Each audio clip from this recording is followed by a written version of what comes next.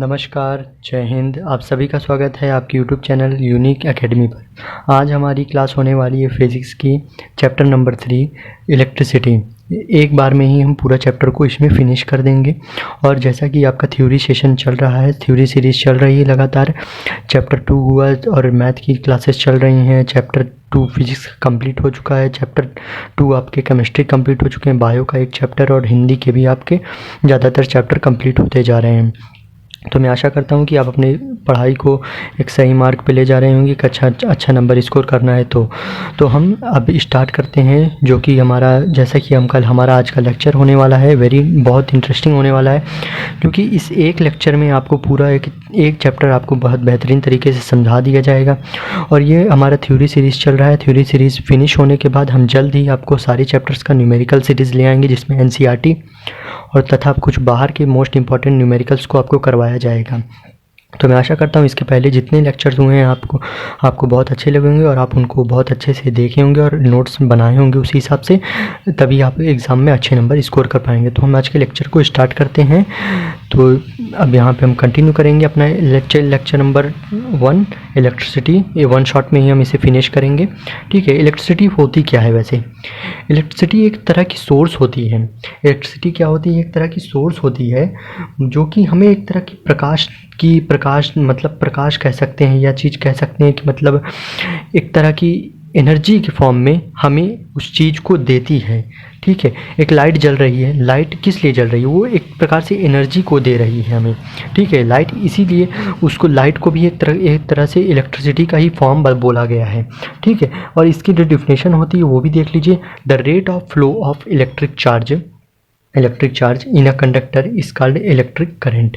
Electric current किसे कहते हैं? इलेक्ट्रिक करंट कहते हैं वो इलेक्ट्रिक चार्ज जितना भी फ्लो होता है किसी भी कंडक्टर में, कि कोई एक कंडक्टर है, जैसे बल्ब है, बल्ब में जितने भी करंट आपके फ्लो हो रहे हैं टंगस्टन के माध्यम से, अब बल्ब आपका चमकता है टंगस्टन के माध्यम से, जितनी भी आपकी बल्ब में एनर्जी आपकी फ्लो हो रही है उसको हम कहेंगे इलेक्ट्रिक करंट। जितनी भी इलेक्ट्रिक चार्ज फ्लो हो रहा है उसको कहेंगे इलेक्ट्रिक करंट कहेंगे किसी भी कंडक्टर का, ठीक है। तो यहाँ पे देखते हैं चार्ज हमारे दो प्रकार के होते हैं, ठीक है। मैं आज आपको पूरा चैप्टर डिटेल में समझा दूंगा। चार्ज हमारे जैसे कि दो प्रकार के होते हैं, एक पॉजिटिव चार्ज होता है और एक निगेटिव चार्ज होता है। पॉजिटिव चार्ज क्या होते हैं? पॉजिटिव चार्ज आपके देखिए, पॉजिटिव और निगेटिव चार्ज ना आपके दो प्रकार के चार्ज होते हैं, और हमेशा देखिए अपोजिट चार्ज ही एक दूसरे को अट्रैक्ट करते हैं, ठीक है। अपोजिट चार्जेस और अनलाइक चार्जेस, मतलब अगर पॉजिटिव निगेटिव है तभी वो एक दूसरे को अट्रैक्ट करेंगे, ठीक है। ये आपका फर्स्ट पॉइंट कह रहा है। ये मैंने सिंपल छोटी छोटी चीज़ें भी लिख के रखी हैं बताने के लिए आपको। और दूसरा जो हमारा केस है उसमें है कि आपका जो डिफिनेट चार्ज रहेंगे, जैसे कि प्लस रहेगा और फिर माइनस रहेगा, तो प्लस माइनस आपके मतलब सिमिलर चार्जेस रहेंगे, मतलब प्लस और प्लस, तो वो रिपेल होंगे, मतलब दूर दूर जाएंगे एक दूसरे से। मतलब अगर सेम लाइक चार्जेस बात करें तो मतलब प्लस प्लस रहेंगे तो दूर दूर होंगे, ठीक है। अगर माइनस माइनस रहेंगे तो भी वो दूर दूर होंगे। और इसमें अगर प्लस माइनस रहेंगे तो वो अट्रैक्ट करेंगे एक दूसरे को, माइनस प्लस रहेंगे तो भी उसमें अट्रैक्ट करेंगे एक दूसरे को। ये चीज़ आपको यहाँ पे बता रहा है, ठीक है। चार्ज देख लेते हैं। चार्ज कुल 3 प्रकार के होते हैं। अभी तो ये हमने सिर्फ देखा चार्ज के टाइप्स को। अभी चार्ज हमारे 3 प्रकार के होते हैं, इलेक्ट्रॉन, प्रोटॉन और न्यूट्रॉन में। इलेक्ट्रॉन, प्रोटॉन, न्यूट्रॉन में कौन कौन से चार्ज होते हैं वो भी हम देख लेते हैं। इलेक्ट्रॉन आपका -1 चार्ज शो करता है, प्रोटॉन आपका +1 और न्यूट्रॉन आपका न्यूट्रल चार्ज। न्यूट्रॉन पे कोई चार्ज नहीं होता है, आपको पता होना चाहिए। और जो प्रोटॉन का मास होता है वो न्यूट्रॉन के मास के लगभग बराबर ही होता है, या तो थोड़ा आगे पीछे होता है। ये भी चीज़ आपको ध्यान होनी चाहिए। यहाँ पे आप देख सकते हैं इलेक्ट्रॉन का मास दे रखा है -1.6 × 10⁻⁻19 कूलम्ब। प्रोटॉन का मास दे रखा है 1.6 × 10⁻⁻19 कूलम्ब। और न्यूट्रॉन का मास सबका न्यूट्रल है, ठीक है। बस यहाँ एक चीज़ अंतर है कि इलेक्ट्रॉन के मास में यहाँ माइनस है, प्रोटॉन के मास में यहाँ पॉजिटिव है, ठीक है। बस यही इसमें अंतर रहता है। ये -1 साइन शो करता है, ये +1 का साइन शो करता है, और इसमें कोई चार्ज नहीं होता, ये 0 है, न्यूट्रल है, ठीक है। ये चीज़ आपको ध्यान देनी है। और मास भी आप देख सकते हैं, इलेक्ट्रॉन का जो मास होता है वो 9 × 10⁻⁻28 ग्राम होता है। प्रोटॉन का आप मास देख सकते हैं, और न्यूट्रॉन का ये प्रकार होता है। अब हम बात करते हैं न्यूट्रॉन और प्रोटॉन और इलेक्ट्रॉन। ये जो एटम्स हैं, मतलब कंपाउंड्स हैं, एटम का मतलब कि एटॉमिक स्ट्रक्चर में पार्टिसिपेट करते हैं, ये सब की डिस्कवर्स मतलब इनको खोज किसने की है? इलेक्ट्रॉन की खोज की है हमारे जे थॉमसन जी ने। इलेक्ट्रॉन की खोज हमारे जे थॉमसन जी ने की है। प्रोटॉन की खोज हमारे ई गोल्डस्टीन जी ने की है। न्यूट्रॉन की खोज हमारे जेम्स चैडविक ने की है।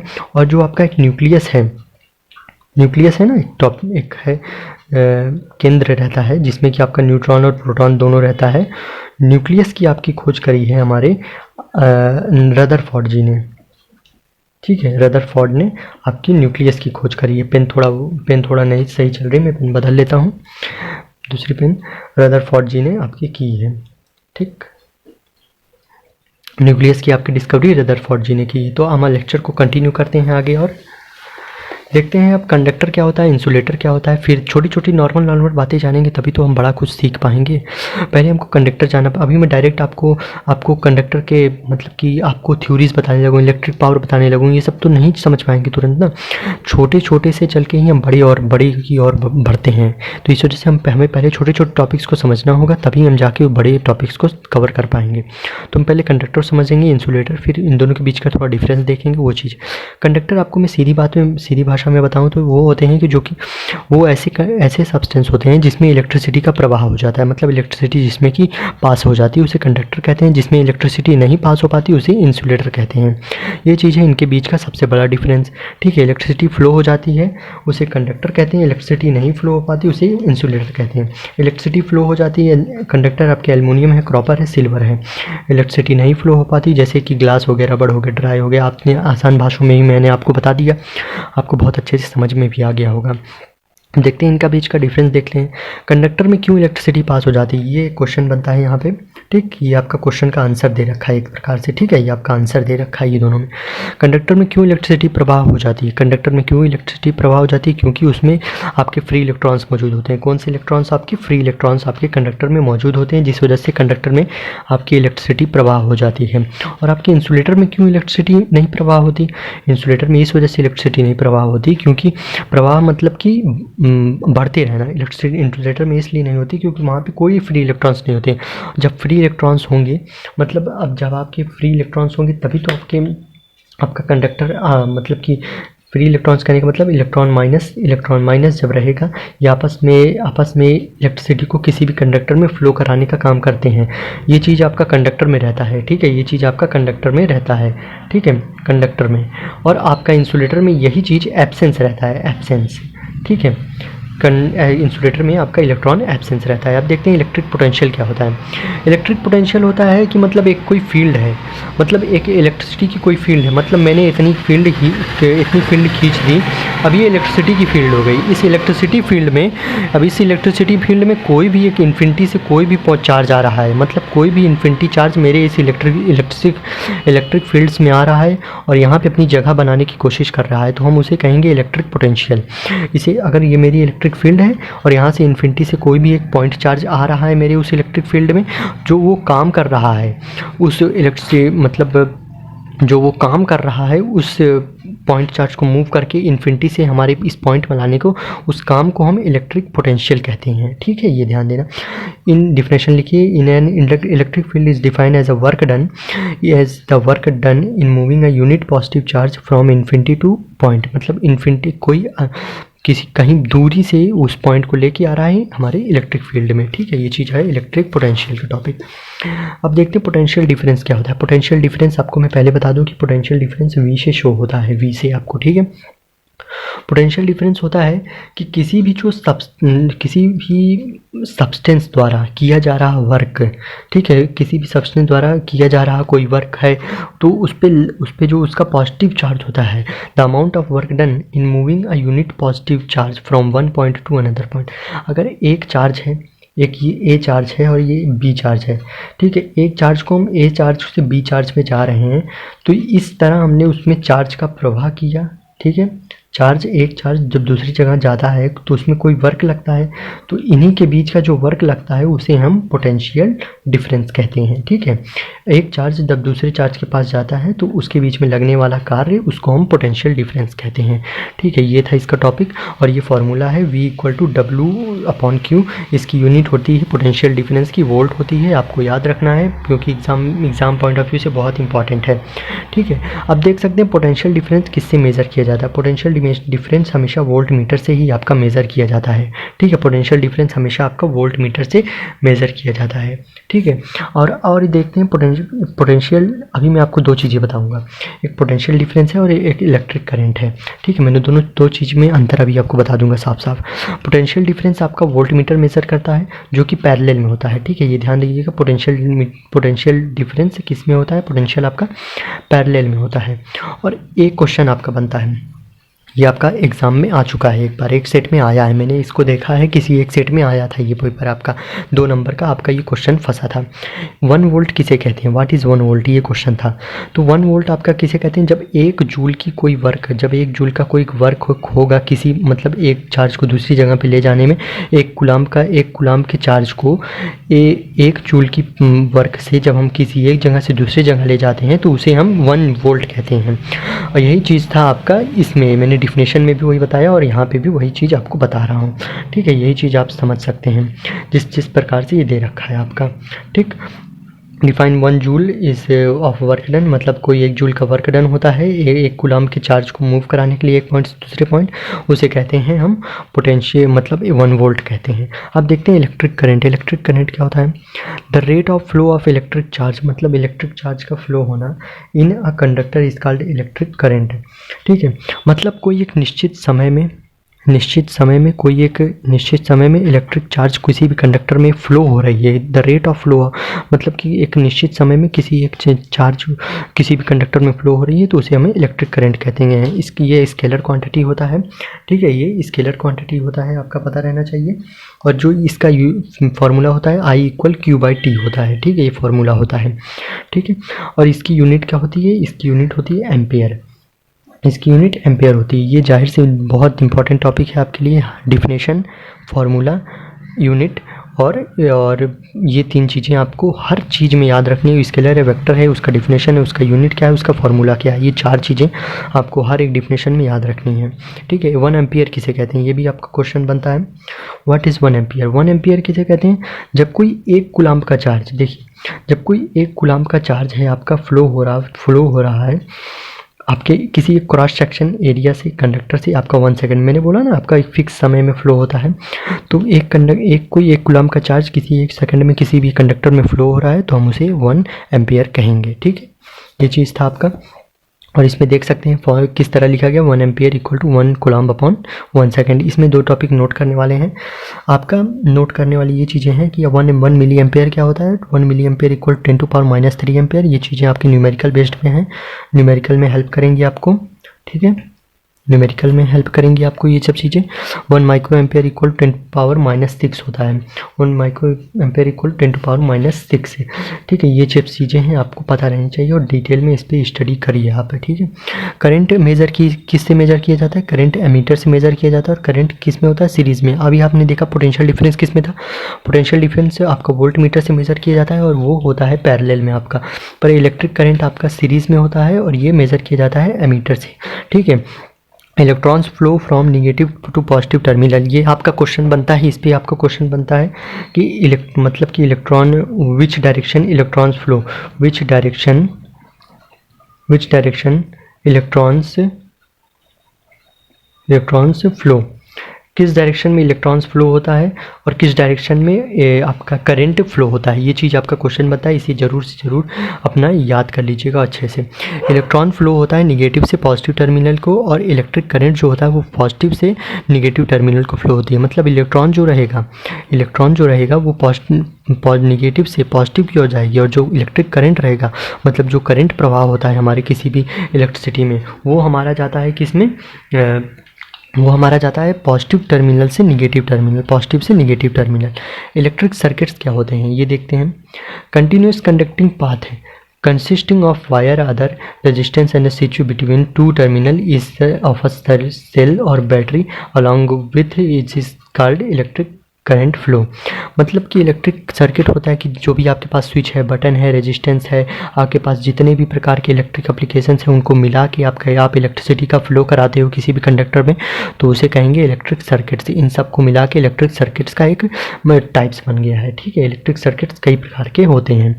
ठीक है, आप जैसा कि मैं अब कुछ आपको एक सिंबल्स दिखा दे रहा हूँ। पिक्चर में आप सिंबल्स देख रहे होंगे, सिंबल्स। ठीक है, यहाँ पे आप सिंबल्स देख रहे होंगे। उन सिंबल्स का मतलब आप डिटेल में स्टडी कर लीजिएगा और यहाँ पे क्या क्या लिखा है उसको ध्यान से देख लीजिए। ठीक है, पहला जो सिंबल आपको दिख रहा है वो सेल है। ठीक है, पहला जो सिंबल दिख रहा है वो सेल है। फिर दूसरा बैटरी है, दो कनेक्टेड सेल के बीच। फिर कनेक्टिंग वायर है, फिर वायर जॉइंट है, फिर वायर क्रॉस कर रहा है तो उसमें रेजिस्टेंस क्या है, उसमें है रियोस्टेट है, और एमीटर है, वोल्ट मीटर, ग्लैवनोमीटर, ओपन स्विच है, क्लोज स्विच है, इलेक्ट्रिक बल्ब है। ये सब आपके साइन आपको पता रहने चाहिए। फिजिक्स में साइन बहुत इंपॉर्टेंट होते हैं आपके जब प्रैक्टिकल होता है, आपका जब थ्योरी लिखी जाती है उसमें आपका साइन बहुत इंपॉर्टेंट होता है। ठीक है, अब देखते हैं नेक्स्ट टॉपिक है हमारा ओम्स लॉ। ओम्स लॉ आपका इस चैप्टर का सबसे बेहतरीन और इम्पॉर्टेंट टॉपिक पे आ गए हैं, ओम्स लॉ पे। ओम्स लॉ क्या होता है कि एक कांस्टेंट टेम्परेचर पे करंट किसी कंडक्टर में फ्लो कर रहा है तो वो डायरेक्टली प्रोपोर्शनल होता है उसके पोटेंशियल डिफरेंस से। एक कांस्टेंट टेम्परेचर पे कोई भी करंट अगर किसी कंडक्टर में फ्लो हो रहा है तो वो डायरेक्टली प्रोपोर्शनल होता है उसके पोटेंशियल डिफरेंस से। ठीक है, ये चीज़ था आपका Ohm's law, I directly proportional to V. इसमें 3 फार्मूले बनते हैं, आप एक फार्मूला है, 2 उसके डिराइव कर गए हैं। V = R × I से ही ये भी बन गया, ये भी बन गया। ये तीनों फार्मूले आप याद कर लीजिएगा अच्छे से। V यहाँ पे पोटेंशियल डिफरेंस को शो करता है, I यहाँ पे करंट को शो करता है, और R यहाँ पे रेजिस्टेंस को शो करता है। ये 3 चीज़ें आपको याद होनी चाहिए, आपको पता होनी चाहिए। फिजिक्स में 2 चीज़ें बहुत इंपॉर्टेंट होती है, एक तो उसका क्वांटिटी यूनिट याद करना, वो स्केलर है कि वेक्टर है, ये सब याद करना, और उसकी यूनिट्स याद करना, उसका डिफिनेशन याद करना, उसके सिंबल्स याद करना, उसके फार्मूलाज याद करना, और फार्मूलाज किसे क्या क्या कहते हैं वो चीज़ आपका फिजिक्स में बहुत इंपॉर्टेंट होता है। ठीक है, तो अब हम आगे और चीज़ें देखते हैं, डिटेल में डिस्कस कर लेते हैं। जैसा कि ओम्स लॉ का टॉपिक ख़त्म हो गया, उसके आधार पे हम रिलेशन करेंगे, मतलब करंट किसके डायरेक्टली प्रोपोर्शनल होता है, और ओम्स लॉ के आधार पे ये रिलेशन हो रहा है। ठीक है, ओम्स लॉ जैसा कि आपको बताया था कि किसी भी कांस्टेंट टेम्परेचर पे आप देख सकते हैं, किसी भी कांस्टेंट टेम्परेचर जो करंट फ्लो हो रही है किसी कंडक्टर में वो डायरेक्टली प्रोपोर्शनल होती है पोटेंशियल डिफरेंस से। अब ओम्स लॉ उसी आधार पर 2 रिलेशन में निकाला हूँ, उसको देखिए। एक तो एक करंट जो होता है वो डायरेक्टली प्रोपोर्शनल होता है आपके पोटेंशियल डिफरेंस से, और दूसरा होता है करंट इन्वर्सली प्रोपोर्शनल होता है आपके 1/R से, मतलब कि रेजिस्टेंस की आपके इन्वर्सली प्रोपोर्शनल होता है। ठीक है, और इसमें देखिए रेजिस्टेंस ऑफ अ कंडक्टर दे रखा है, जो हमारा दूसरा टॉपिक है रेजिस्टेंस ऑफ अ कंडक्टर। अब इसमें आपको मतलब कि अभी मैं आपको सीरीज़ बताऊंगा, फिर पैरेलल बताऊंगा, और भी फैक्टर्स देखेंगे रेजिस्टेंस के कौन कौन से अफेक्ट करते हैं, सब चीज़ें। रेजिस्टेंस ऑफ फैक्टर ये टॉपिक है आपका, the property of conductor due to which it oppose the flow of current. मतलब कि वो प्रॉपर्टी होती है कंडक्टर, मतलब किसी एक कंडक्टर है तो उसमें एक करंट फ्लो हो रहा है, अब वो प्रॉपर्टी आ जाए कि करंट को फ्लो ना होने दे, मतलब करंट इधर से नहीं जा पाएगा, इस प्रॉपर्टी को कहते हैं आपका रेजिस्टेंस ऑफ अ कंडक्टर। ठीक है, तो इसका भी फार्मूला होता है R = V/I होता है, पोटेंशियल डिफरेंस अपॉन करंट।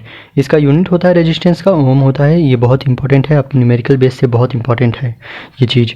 ठीक है, एक मैं आपका शॉर्ट्स वीडियो ले आऊँगा जो कि आपके सिर्फ फार्मूला पे रहेगा, उसको आप ज़रूर देखिएगा। इस चैप्टर से रिलेटेड जितने भी आपके 10 से 12 फार्मूले हैं मैं उसको बना चुका हूँ, मैं उसको भी शॉर्ट वीडियोस में जल्दी ही लेके आऊँगा।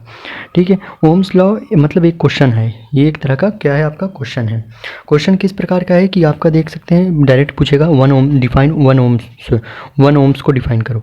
ओम तो इसमें आप डिफाइन कर सकते हैं जब कोई भी एक पोटेंशियल डिफरेंस का कोई भी वोल्ट आपका किसी भी कंडक्टर में फ्लो होता है, वो अपोज करता है, मतलब कि करंट के फ्लो होने को अपोज करता है। कोई भी 1 एम्पेयर के करंट को, 1 एम्पेयर के करंट किसी भी कंडक्टर में फ्लो हो रही है उसका अपोज करता है। ठीक है, तो इसमें हम कहेंगे कि वो ओम्स लॉ 1 ओम्स के इक्वल रहेगा, ये चीज़ है। ठीक है, और इसमें कौन कौन से फैक्टर अफेक्ट करते हैं वो भी देख लेते हैं। इसमें जो आपके फैक्टर्स अफेक्ट करते हैं वो है आपका रेजिस्टेंस, मतलब लेंथ ऑफ कंडक्टर अफेक्ट करता है, और आपका जैसा कि टेम्परेचर भी अफेक्ट करता है, थिकनेस ऑफ कंडक्टर भी अफेक्ट करता है, और आपका नेचर ऑफ मटेरियल भी कंडक्टर का अफेक्ट करता है। जैसे कि आप लेंथ की केस में बात कर लेते हैं, लेंथ ऑफ कंडक्टर, मैंने इस टॉपिक को उतना डिटेल में नहीं कवर किया क्योंकि ये आपका इसके बाद रेजिस्टिविटी है, इस टॉपिक को यहीं समझ लेते हैं। लेंथ के कंडक्टर में क्या होता है, लेंथ आपका जो रहता है किसी भी कंडक्टर का, लेंथ आपका रेजिस्टेंस के डायरेक्टली प्रोपोर्शनल होता है। ठीक, लेंथ से आपका डायरेक्टली प्रोपोर्शनल होता है, मतलब जितनी अगर लेंथ बढ़ेगी वैसे ही रेजिस्टेंस भी इंक्रीज होता रहेगा, ये चीज़ आपको पता है। ठीक है, अगर देखिए जब कभी भी आपका वायर डबल होगा तो उसका रेजिस्टेंस भी डबल होगा, ये चीज़ कहने का मतलब। ठीक है, और थिकनेस के केस में क्या होता है, थिकनेस में आपका R/2 हो जाता है, मतलब कि आप देखिएगा थिकनेस ऑफ द इसमें R=1/A हो जाएगा। ठीक है, ये चीज़ है आपका R रेजिस्टेंस 1/A एरिया हो जाता है। एरिया एक तरह से थिकनेस भी कह सकते हैं, T लिख दीजिए, A लिख दीजिए, कोई मतलब नहीं। मतलब कि अगर आपका रेजिस्टेंस बढ़ता है तो एरिया घटेगा, अगर एरिया बढ़ता है तो आपका रेजिस्टेंस घटेगा, ये चीज़ है इसका मतलब। टेम्परेचर ऑफ कंडक्टर आपका डायरेक्टली प्रोपोर्शनल होता है। अगर आपका टेम्परेचर बढ़ता है, ठीक है, आप ध्यान से सुनिएगा, अगर आपका टेम्परेचर बढ़ता है तो आपका मतलब कि आपका रेजिस्टेंस भी बढ़ेगा। ठीक है, ये चीज़ था टेम्परेचर के केस में आपका।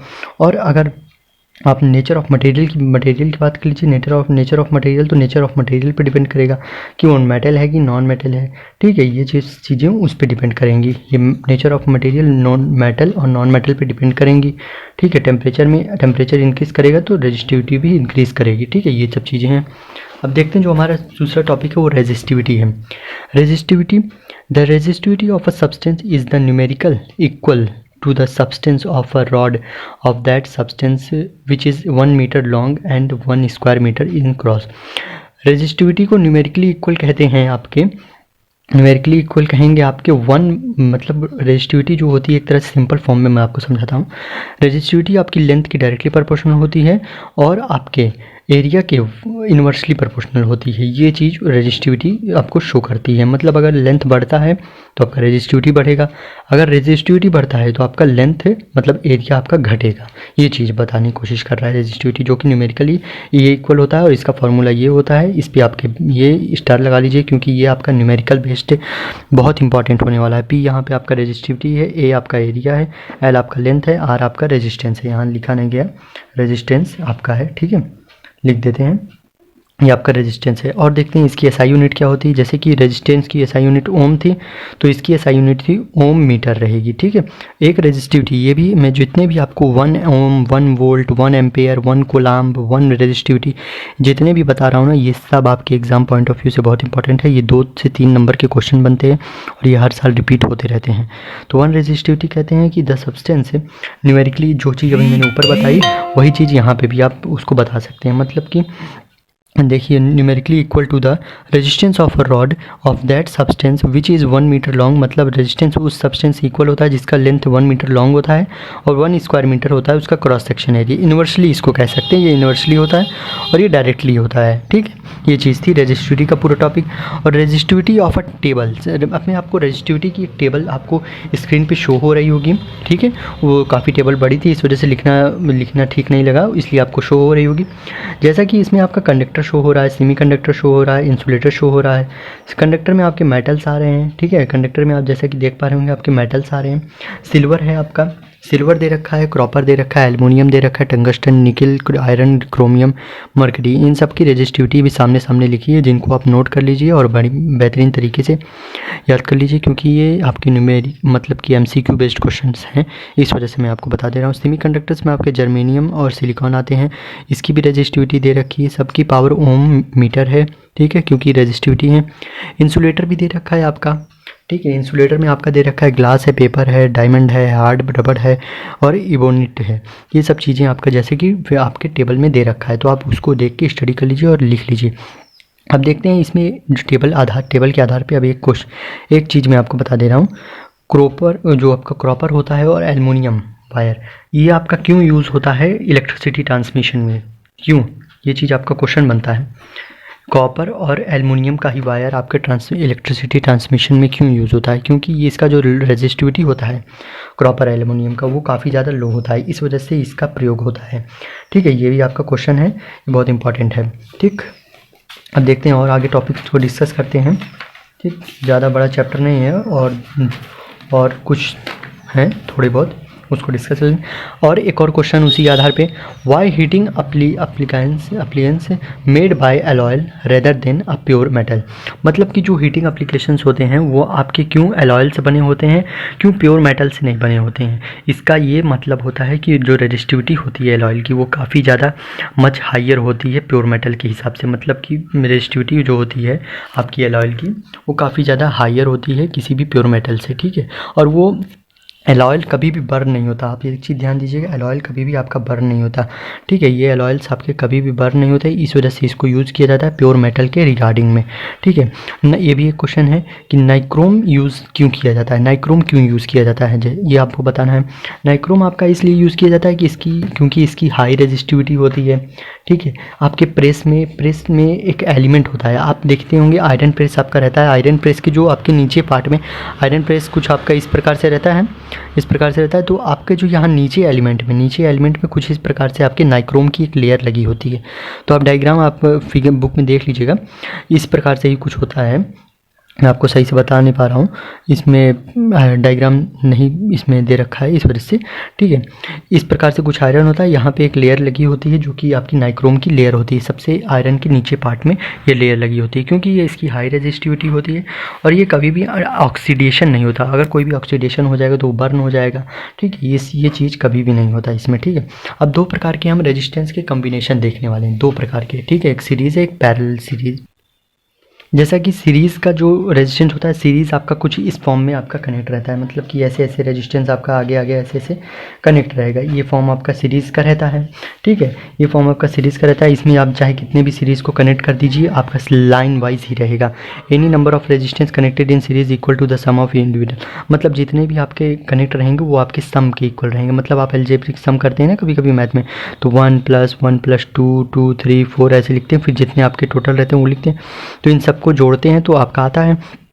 तो इसमें भी रेजिस्टेंस में आपके जितने रेजिस्टेंस रहेंगे उनका आप सम करेंगे तो आपका ओरिजिनल रेजिस्टेंस आता है। इसका जो प्रूफ है आप देख सकते हैं, प्रूफ इसको करने के लिए, ये चीज़ आपको लाने के लिए कभी कभी पूछ लिया जाता है 2-3 नंबर के प्रश्न में। इसका जो प्रूफ है ये इस प्रकार से दे रखा है। आपको V लेना है पहले, वोल्ट पोटेंशियल डिफरेंस, और V1 V2 V3 लेना है। अब जैसे कि आपका पोटेंशियल डिफरेंस का फार्मूला होता है 1/I, मतलब I × R होता है। I × R सभी में हम पेस्ट कर देंगे। तो इस प्रकार से हम I × R सभी में रख देंगे। तो I को हम इन तीनों में से कॉमन ले लेंगे इस प्रकार से, और I को कैंसिल कर देंगे। I को यहाँ कॉमन इसलिए लिए कि हमें प्रूफ में पहले से पता होता है कि हमें लाना क्या है, हमें ये चीज़ लाना है किसी भी हालत में। तो इस वजह से हम ये चीज़ करते हैं, हम अपने हिसाब से दिमाग लगाते हैं और ये चीज़ अपने करते हैं। इस प्रकार से आप देख सकते होंगे R = R1 + R2 + R3 आपका प्रूफ हो गया, ठीक है। आप इसमें और भी करने, और भी अगर आपके 4-5 रेजिस्टेंस है तो आप उसको भी जोड़ सकते हैं, ठीक है। अब रेजिस्टेंस इन यहाँ पे थोड़ा मिस्टेक हो गई, यहाँ पे रेजिस्टेंस इन पैरेलल होना चाहिए, ठीक है। रेजिस्टेंस इन पैरेलल, ठीक। आपके पैरेलल में रेजिस्टेंस में क्या होता है कि 1/R के सम के इक्वल रहेंगे, ये चीज़ है आपका। और इसमें क्या होता है कि आपका जो रेजिस्टेंस होता है वो कुछ इस प्रकार से होता है, ये मतलब इस प्रकार से रहेगा और ये इस प्रकार से आपका रेजिस्टेंस ऐसे कनेक्ट रहेगा। मतलब ये पैरेलल में रहेंगे आपके रेजिस्टेंस, ये चीज़ आपको पता है। रेजिस्टेंस का मैंने आपको साइन सिंबल सब आपको पहले ही दिखा दिया था, ठीक है। आप ये देख सकते हैं, आप जी इसका भी प्रूफ दे रखा है। इसमें आपको प्रूफ में आपको करंट लेना है, मतलब I लेना है, I1 I2 I3। I का जो फार्मूला होता है पोटेंशियल डिफरेंस के अप्रॉक्स में V/R, मतलब इसमें आपको वही ओम्स लॉ वाला फार्मूला लेना है। उसमें भी आपको ओम्स लॉ वाला फार्मूला लेना है। इस प्रकार से आप कर सकते हैं, V को कॉमन लेंगे, बाहर लेंगे और इस प्रकार से कट करके ये ला देंगे। अब देखते हैं डिसएडवांटेज ऑफ सीरीज़। अगर किसी चीज़ का एडवांटेज है तो उसका डिसएडवांटेज भी होगा। तो मतलब सीरीज़ का एडवांटेज देखते हैं। सीरीज़ आपका एक वन एप्लीकेशन को देखिए, आपके घरों में क्या होता है, आपके घरों में पैरेलल की वायरिंग होती है। आपके घरों में कौन सी वायरिंग होती है, होम्स में आपके पैरेलल की वायरिंग होती है, पैरेलल, ठीक है। आपकी सीरीज़ की वायरिंग कभी नहीं होती होम्स में, क्योंकि इस वजह से एक एप्लीकेशन रुक जाता है सीरीज़ में तो बाकी सब एप्लीकेशंस को रोक देता है। मतलब अगर कोई आपकी बल्ब कहीं पे जलना बंद हो गई तो वो बाकी सारी बल्ब को जलना बंद कर देगी। इस प्रकार से आपका घरों में जो है आपका सीरीज पैरेलल में आपका सीरी पैरेलल कनेक्शंस होते हैं। और ये एक बहुत डिसएडवांटेज है सीरीज़ का। और इसका एक स्विच ऑन ऑफ का रहता है, मतलब एक स्विच ऑन करेंगे तो 10 लाइट जलेगी, वही स्विच ऑफ करेंगे तो 10 लाइट बंद होगी, ये चीज़ कहता है। Do not get same voltage. Series में क्या होता है कि आपका जितना पर पैरेलल में आपका क्या होता है कि आपका 220 वोल्टेज सब चीज़ें मिलती रहती हैं, सभी चीज़ों को, बल्ब को मिलेगा, फ़ैन को मिलेगा, टीवी को, फ्रिज को, सबको मिलेगा उतना वोल्टेज। पर इसमें क्या रहता है कि सीरीज़ में आपका 220 वोल्टेज सबको नहीं मिलता, मतलब 220 वोल्टेज में से ही आपको बांट दिया जाता है, तो अलग अलग कर दिया जाता है। इसी को 5-6 फॉर्म्स में आपको डिवाइड कर दिया जाता है, इस प्रकार से होता है। और इसमें पावर सप्लाई बहुत लो होती है, ये चीज़ ध्यान दीजिएगा। इसमें सेम वोल्टेज सबको नहीं मिलता। इसमें एक ही ऑन ऑफ स्विच होता है, ये स्टॉप कर देता है अदर एप्लीकेशंस को, ये चीज़ है, ध्यान रखिएगा, ठीक। और टॉपिक्स देखते हैं। अब एडवांटेज, अभी हमने डिसएडवांटेज देखा सीरीज़ का, अब एडवांटेज होगा तो पैरेलल का होगा, क्योंकि पैरेलल बहुत बेहतरीन होता है, इस वजह से इसका एडवांटेज देखते हैं। Do not affect one applications to another, मतलब एक अगर एप्लीकेशन चलना बंद हो गया तो वो दूसरे एप्लीकेशंस को कभी अफेक्ट नहीं देगा, ये चीज़ बोला है। Every applications have its own switch, मतलब सबके ओन स्विच होते हैं, अगर लाइट का ये है तो फैन का ये होगा, ये चीज़ बोला है। Every applications have same voltage, मतलब अगर फैन को 220 वोल्ट की वोल्टेज मिल रही है तो जाहिर सी बात है आपकी लाइट को भी 220 वोल्ट की वोल्टेज मिलेगी, ये चीज़ आपका ये बोला है, ठीक है। आपका पावर सप्लाई हाई होता है, इसमें आपको ये चीज़ ध्यान देना है, ठीक है। पावर सप्लाई इसमें क्या होता है, हाई होता है, सेम वोल्टेज मिलता है सबको, हाई होता है, और सबका अलग अलग स्विच होता है, ये कभी एक दूसरे एप्लीकेशंस को अफेक्ट नहीं करता, ये चीज़ें हैं आप जैसे कि देख पा रहे होंगे ये सब चीज़ें, ठीक है। ये पूरा इस प्रकार से दे रखा है, ठीक।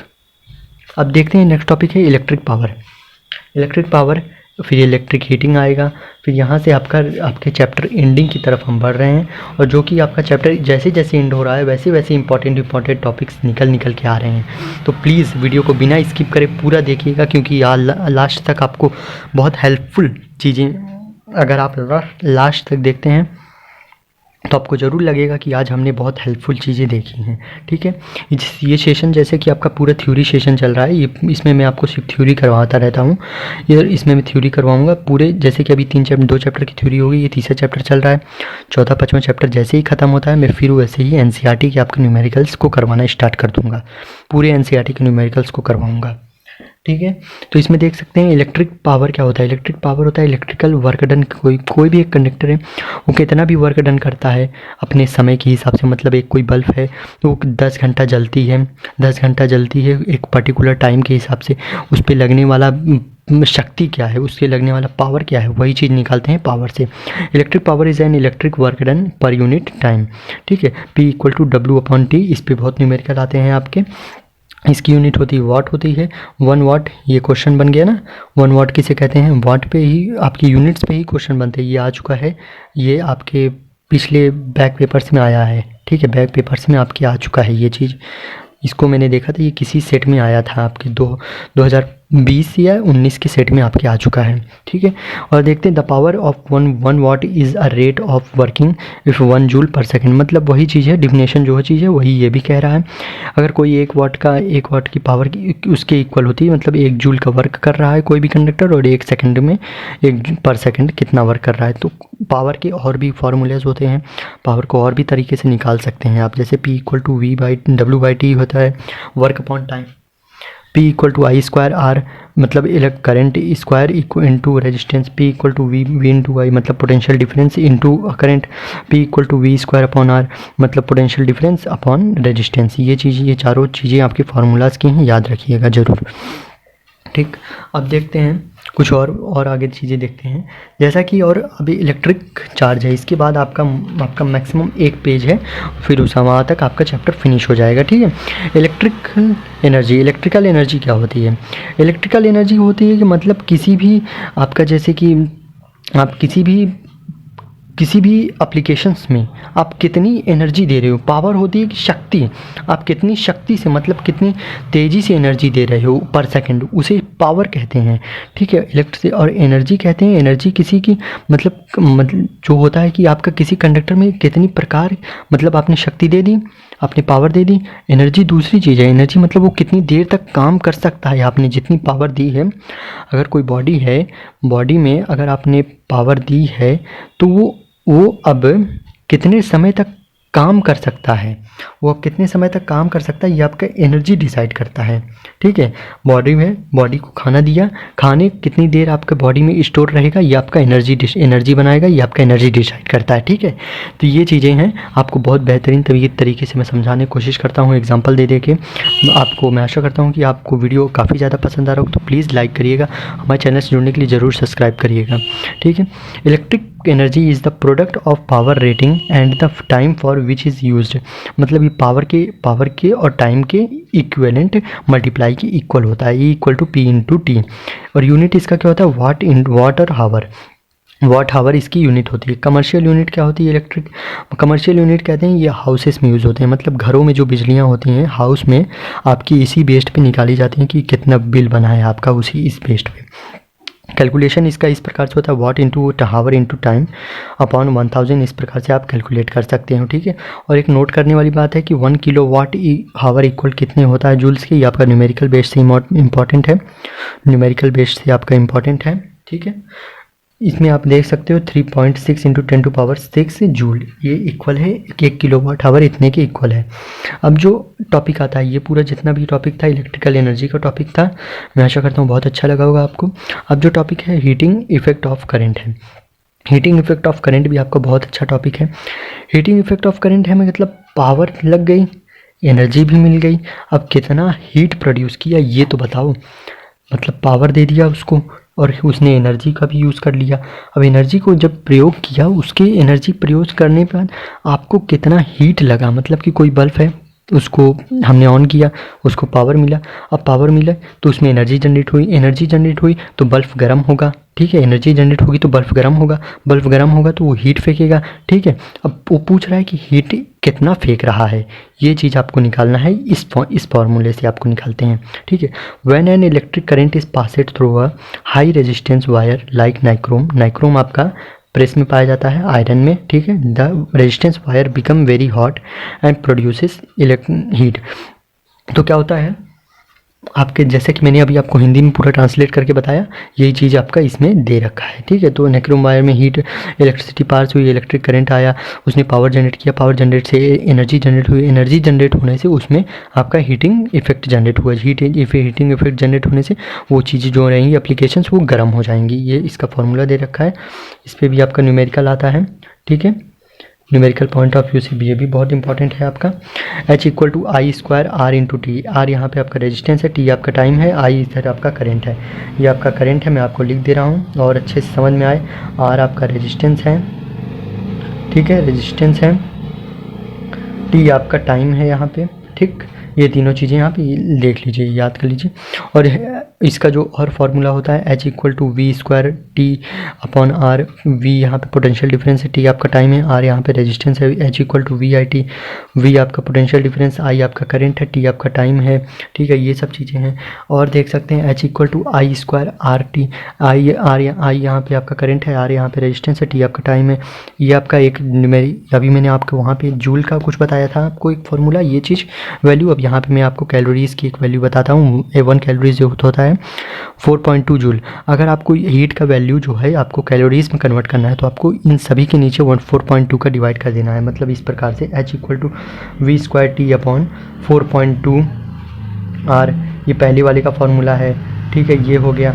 इसके इक्वल कर सकते हैं वी आई टी अपॉन 4.2, ये दूसरे वाले का फॉर्मूला। तीसरे वाले में भी ऐसे ही नीचे आप लिख सकते हैं, इसको लिख लीजिए, फिर इसके नीचे आप 4.2 से डिवाइड कर दीजिए तो आपका यही चीज़ बन जाएगा। ठीक है, ये सब चीज़ें जैसा कि आपका दे रखा है। मैं आशा करता हूँ कि आपको वीडियो काफ़ी ज़्यादा अच्छी लग रही है, हेल्पफुल है, तो प्लीज़ लाइक करिएगा। ठीक है, अब ये देखते हैं जूल्स लॉ ऑफ हीटिंग क्या है। आपके टॉपिक तो दे नहीं रखा पर मैं आपको बता रहा हूँ, थोड़ा इंपॉर्टेंट है, ये आगे भी आपको काम देगा। जूल्स लॉ ऑफ हीटिंग हमें बताता है कि ये जो हीट प्रोड्यूस हो रहा है इसी हीट के डायरेक्टली प्रोपोर्शनल होता है हमारा जितना भी आपका करंट रहता है, करंट की स्क्वायर के प्रोपोर्शनल रहेगा, रेजिस्टेंस के प्रोपोर्शनल रहेगा और टाइम के प्रोपोर्शनल रहेगा। ये चीज़ हमारा जूल्स लॉ बताता है। जो अभी हीटिंग इफेक्ट ऑफ करंट है वो जूल्स लॉ पे बेस्ड है। ठीक है, हीटिंग इफेक्ट ऑफ करंट किस पे बेस्ड है आपसे पूछा जाएगा तो किस पे बोलेंगे आप, जूल्स लॉ पे बेस्ड है। हीटिंग इफेक्ट ऑफ करंट किस पे बेस्ड है आपका, जूल्स लॉ पे। जो ये फार्मूला है ये किसका फार्मूला है, एक तरह से जूल्स लॉ का फार्मूला है। इसमें आपका हीटिंग इफेक्ट आई स्क्वायर के प्रोपोर्शनल है, मतलब करंट के डायरेक्टली प्रोपोर्शनल, करंट की स्क्वायर के डायरेक्टली प्रोपोर्शनल, और जो हीट है आपका वो रेजिस्टेंस के डायरेक्टली प्रोपोर्शनल है, हीट है आपका टाइम के डायरेक्टली प्रोपोर्शनल है। ये सब चीज़ें हैं, आप देख सकते हैं और बेहतरीन तरीके से याद कर सकते हैं और नोट्स अच्छे से बना लीजिएगा ज़रूर, क्योंकि आप बिना नोट्स के आपकी तैयारी किसी मायने में काम नहीं देगी। बिकॉज़ आपको लास्ट टाइम में आपको नोट्स की बहुत इंपॉर्टेंट होने वाली है। नोट्स आप अभी बनाए रहेंगे तो आपको काफ़ी हेल्पफुल लगेगा और आगे काम देगा। एप्लीकेशन ऑफ हीटिंग क्या दे रखा है? एप्लीकेशन ऑफ हीटिंग मतलब कौन कौन से यूजेस होते हैं, मतलब कौन कौन से आपके एप्लीकेशंस हैं वो सब नाम बताना है। आयरन हो गया, केटली आपका चाय गर्माते हैं, इसमें टोस्टर हो गया, टोस्ट गर्म करते हैं, ओवन हो गया, हीटर हो गया, गीज़र हो गया, पानी गर्म करते हैं, हीटर में आपका भी रूम वूम हीट करते हैं। टंगस्टन फिलामेंट आपका बल्ब में पाया जाता है, इसका सबसे मेल्टिंग पॉइंट होता है कम ज़्यादा होता है 3380 डिग्री सेल्सियस है। 3380 डिग्री सेल्सियस टंगस्टन का मेल्टिंग पॉइंट है। ये आपके लिए बहुत इंपॉर्टेंट है। न्यूमेरिक एमसीक्यू बेस्ड से ये क्वेश्चन आ सकता है।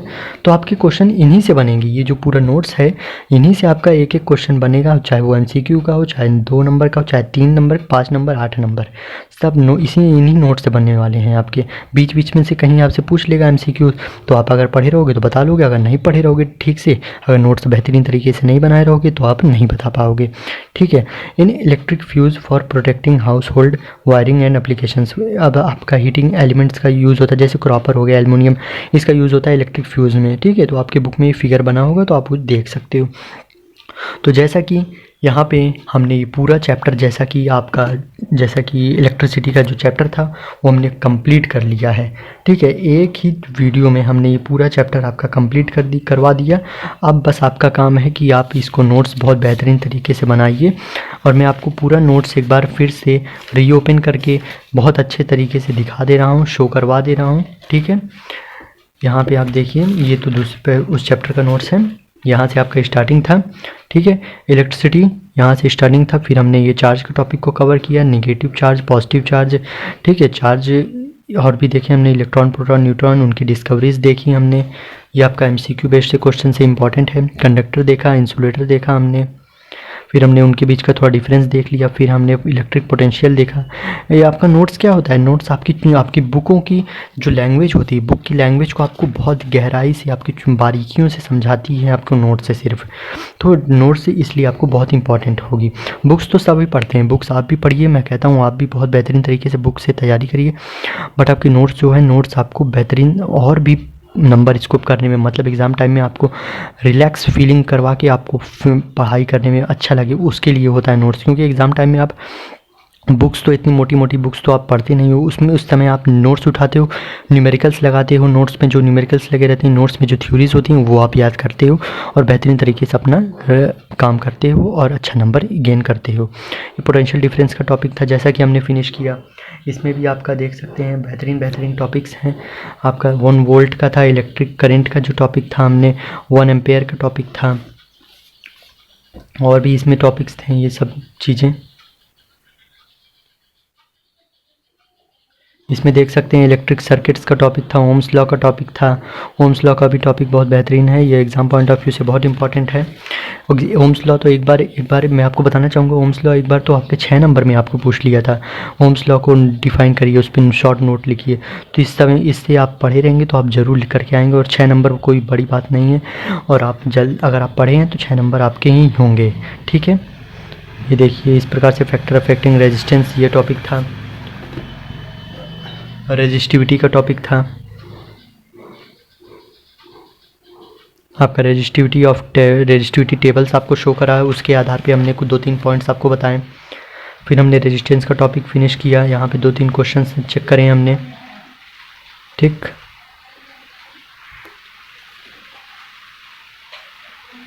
पैरेलल सीरीज रेजिस्टेंस चेक किया हमने, उसकी प्रूविंग देखी। ठीक है, ये आपका पैरेलल रेजिस्टेंस है। आपका डिसएडवांटेज फिर कवर हुआ टॉपिक, सीरीज़ का डिसएडवांटेज क्या है और फिर एडवांटेज क्या है आपका पैरेलल का, ये टॉपिक आपका कवर हुआ। ठीक है, फिर इलेक्ट्रिक पावर का टॉपिक कवर हुआ आपका, इलेक्ट्रिक पावर की पूरी यूनिट्स, 1 वाट क्या है, ये सब चीज़ें आपकी कवर हुई, और सम अदर फार्मूलाज ये भी देखा गया।